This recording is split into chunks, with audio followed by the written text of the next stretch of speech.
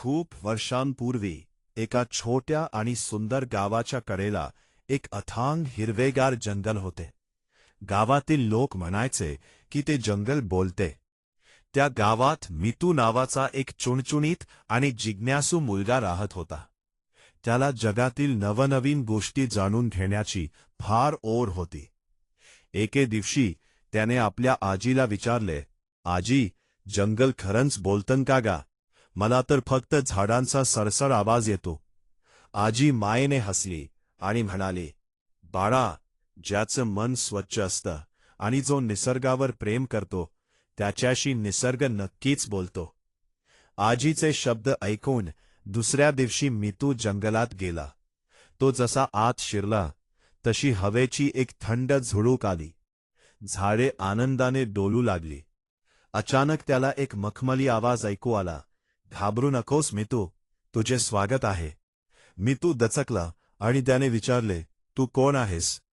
हवेतून आवाज आला, "मी या जंगलाचा आत्मा आहे. तू या जंगलात प्रेमाने आला आहेस म्हणून मी तुझ्याशी संवाद साधत आहे." चालता चालता मितूला एक जखमी खार दिसली. तिच्या पायाला लागला होता.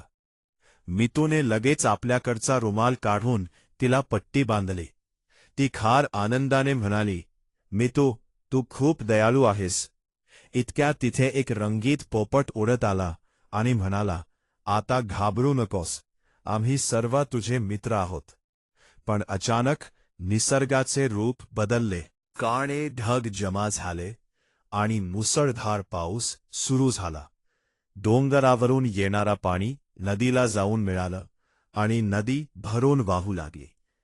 जंगलाचा आत्मा काळजीने म्हणाला, "मितू, मोठा धोका आहे. नदीचे पाणी वाढले तर सर्व प्राण्यांची घरटी वाहून जातील." मितू डगमगला नाही. तो म्हणाला, "आपण सगळे मिळून काहीतरी करूया." मग काय, एकच धावपळ सुरू झाली.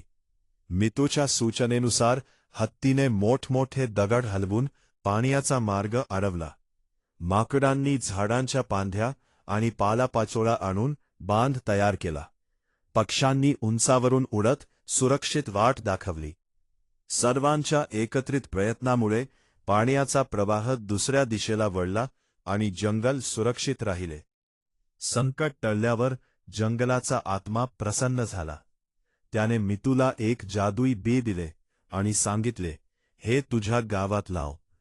मितूने ते बी गावाच्या मध्यभागी लावले. त्यातून पाहता पाहता एक विशाल फळाफुलांनी लगडलेले झाड उगवले. त्या दिवसापासून गावकरी आणि जंगल यांच्यात घट्ट मैत्री झाली. बोध, धैर्य, दयाळूपणा आणि संकटाच्या वेळी एकत्र मिळून प्रयत्न केल्यास कोणतीही अडचण दूर करता येते.